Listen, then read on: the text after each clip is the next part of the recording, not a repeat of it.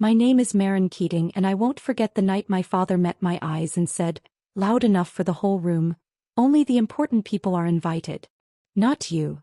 The laughter around him burned worse than the sentence. He wasn't teasing. He meant it. At 75, planted in front of his friends at the Harborman's Lodge, he erased me from his story like the years I'd spent in uniform. Deployments, medevacs, lives held together in dirt and blood. Never happened. The words cracked something old inside me, the same fault line he opened when I was a kid and told anyone who'd listen that my brother was the Keating worth bragging about. Decades later, nothing had shifted for him. In that moment I wasn't his daughter. I was material for a punchline. What no one in that hall knew was that I had just been promoted to colonel. And the small box he tried to keep me in was about to splinter under real daylight. Right there in front of the men he worked so hard to impress. When I drove back into Harbor Point, the salt lay on the streets the way it always had. Heavy, familiar, a town that refused to forget itself. I hadn't been home in years. The military ate most of my adult life. My father's house hadn't changed. Same weather-beaten clapboard. Same brass ship's bell by the door. Same hush that seeped into every corner when I walked inside. He sat in the living room polishing a wooden schooner, rubbing the mast with the focus he used to save for his boats. Age had slowed his hands, not his certainty that the world ought to bend. I asked about his birthday party, careful, almost hopeful. If he needed anything, if I could help. He didn't look up. His voice came out flat, deliberate, honed by years of knowing how to cut. Only important people are invited. Not you. Salt in an old wound. I felt my jaw lock. Years of rank and radio discipline taught me to answer with control, not heat. So I did what muscle memory demanded. Copy, I said. He kept polishing like I'd never spoken, like I wasn't even there. I stood long enough to feel the weight of his dismissal press against my ribs, then turned for the door. There was nothing left to argue. Nothing to win. I decided I'd leave one thing, a framed photo of my mother, the only piece that had always been mine, and walk out before the band struck its first note. He thought he'd drawn the line around who counted. He had no idea that tonight that line would wash away and the script he wrote for me would stop holding. My first memories of safety belonged to my mother, Nora Keating. She had a quiet strength that made rooms feel steady even when the storm was inside the house. She died when I was 20, heart finally giving out after too many unspoken burdens. Before she left, she pressed a chipped porcelain teacup into my hands, rim uneven, handle worn smooth. "Don't let your father make you small," she whispered, more order than advice. I've carried that sentence the way some people carry prayer. My father never spent breath on me the way he did on my brother, Gavin. Gavin was his pride. Law school in Boston, perfect suit, the sort of son you brag about down at the docks. I remember dinners where Dad leaned back, recounting Gavin's courtroom wins, voice rising with pride. Meanwhile, my mother slid the best piece of fish onto my plate without a word, her eyes saying what she never dared aloud. "I see you." By 19 I couldn't breathe under that roof. I enlisted and chose the medical track. Holding pressure on wounds, running triage in the dust, standing in that thin space between life and death in Afghanistan. I still feel the gravel under my knees when I sealed a young private's chest with my palm, blood seeping through my fingers. I said only what mattered. "Stay with me. Breathe." He did. Moments like that make a leader. Not by title, by necessity. Yet back here none of it seemed to register. To my father I was still the daughter who left. To the town I was Seamus Keating's girl who went off to do something military. Gavin was the story they pointed to. I was the footnote. And under every handshake, every polite smile I could feel it, the quiet verdict. She's not the important one. Gavin was the one they paraded with pride. I was the footnote. Under every handshake, every smile I could feel the quiet verdict. She's not the important one. The Harborman's Lodge throbbed with small-town noise the night of my father's celebration. Glass on wood, laughter that tried too hard, the briny smell of coats that remembered the docks. I stepped in wearing dress blues, ribbons spaced to the millimeter, shoes bright enough to catch the neon flicker over the bar. A sheet cake sagged on a card table, frosting sliding toward the knife. I angled toward the donation box, envelope ready, plan simple. Drop it in, ghost out. He drifted into my path before I got there, smiles stretched for an audience. He didn't need volume, he pitched the line to carry. Invites were for the important folks. A beat. Not you. The room hiccuped. One suspended breath. Then the careful clink of glasses resumed, a curtain closing over the hit. My chest tightened the old way. The instinct was to disappear before anyone had to feel awkward for me. My thumb found the challenge coin in my pocket. Warm metal, serrated edge. Grounding. I know who I am. I shifted to leave. A hand caught my sleeve. Firm, professional. A steady voice cut clean through the chatter. Ma'am. This way. I looked up into 4 stars. General May Whitlock. Mentor, ballast, the woman who'd coached me through more than one hard tour. She stood easy, unbothered, authority without theatrics. The hall froze. My father's practiced smile cracked like thin ice. For the first time in a lifetime I wasn't small. I was undeniable, moving at General Whitlock's side as she guided me toward the dais. The air changed. Conversation died mid-word. Chairs whispered as men straightened. Old fishermen who'd faced real weather took off their caps and held them to their chests. A few younger ones tugged their ties like neatness might shield them from what was happening. Respect, reluctant at first, settled over the room. General Whitlock's voice carried, calm, exact. Tonight we recognize Colonel Marin Keating. The title rang like a bell. A ripple of surprise moved table to table. Then a sound cut sharper than applause. Cack, cack. A veteran in the back tapped his mug to the tabletop in quiet tribute. The room went still again as if a larger truth had just been acknowledged. Across the tables my father sat rigid, mouth twisting into the half-smile he wore when he thought he'd outsmarted the tide. Well, he said to his circle loud enough to travel, looks like she fooled somebody in Washington. No one laughed. The joke hung in the air and went stale. He scanned for backup. Nothing. In that instant the ground shifted under him. The story he'd controlled for years slipped out of his hands. My life stopped being his anecdote. It became mine, said out loud and met with a silence that read as respect. General Whitlock wasn't done. Softer now, but every syllable landed. We're also founding the Nora Keating Memorial Scholarship to support the children of service members pursuing their futures. The name hit me like a tide pulling me home.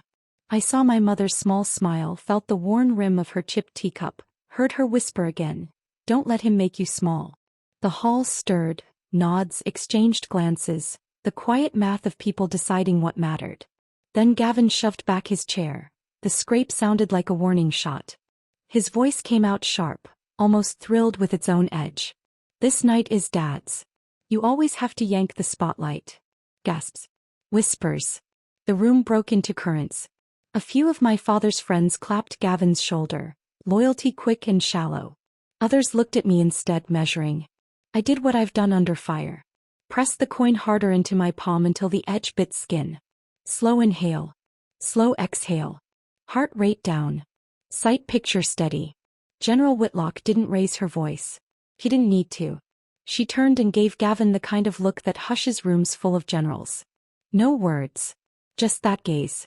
Under it, his volume drained to nothing, breath short, shoulders collapsing a fraction. The damage, though, was done. The hall had split along a fault line, some clinging to the old story about who mattered, others pivoting toward the truth they'd just heard. Some people shifted toward me, small nods, eyes that said we heard it. The crack inside our family had become a fault line in public.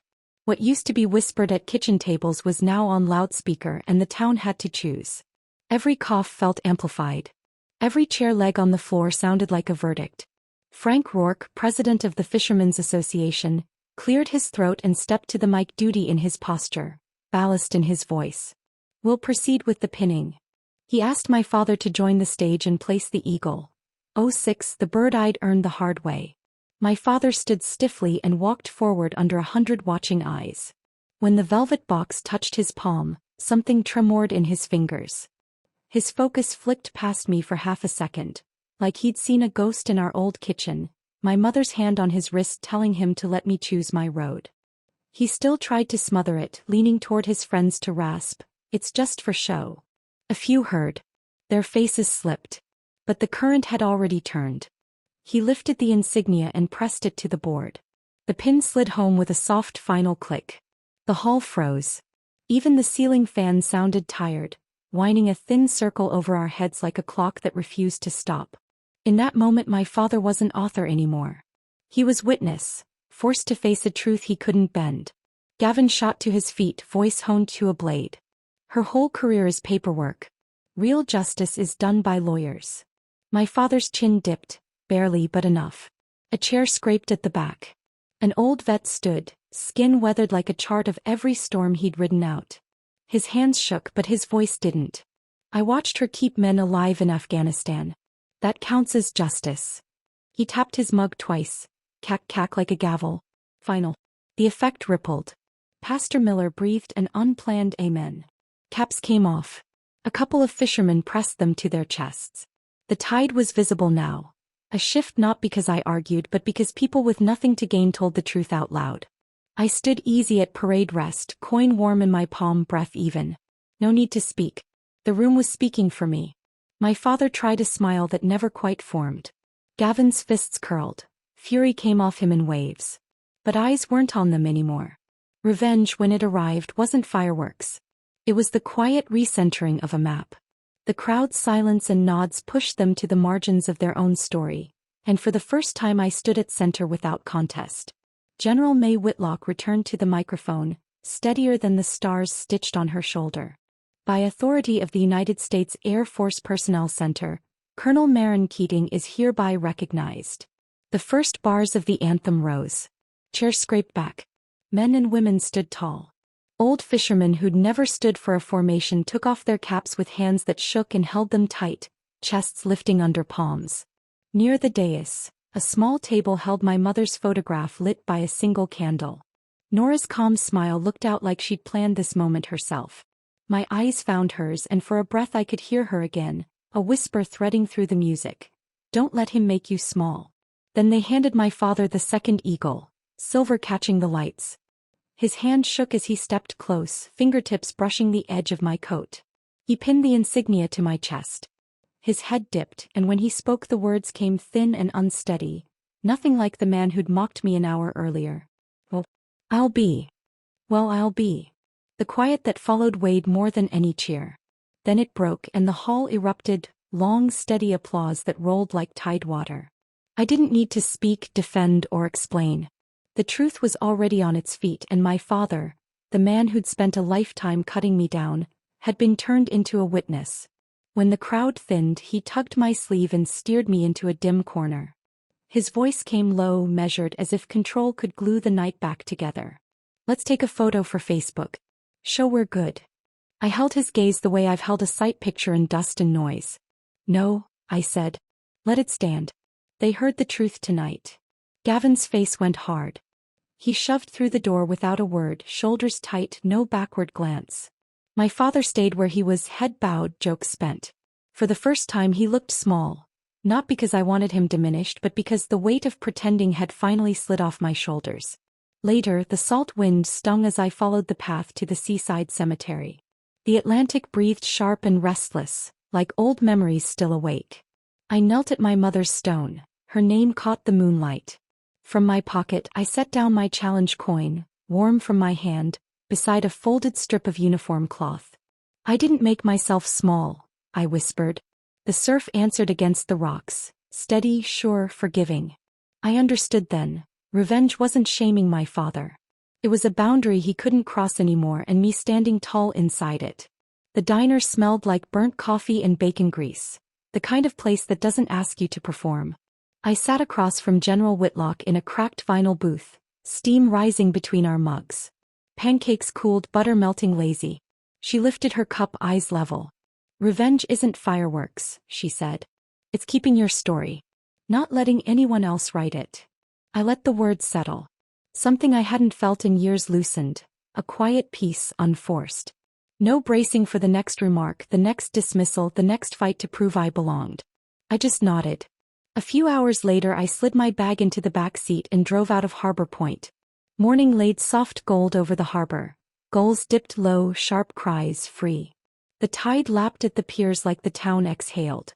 Hands on the wheel, I let the truth form clean in my chest. Important isn't a guest list. It's the quiet truth lived out loud. For the first time, revenge didn't mean crushing him with his own line. It meant stepping beyond it. Walking into daylight unburdened, no longer defined by his shadow, but by the strength I carried in my own name, my own rank, and the way I stand when it counts.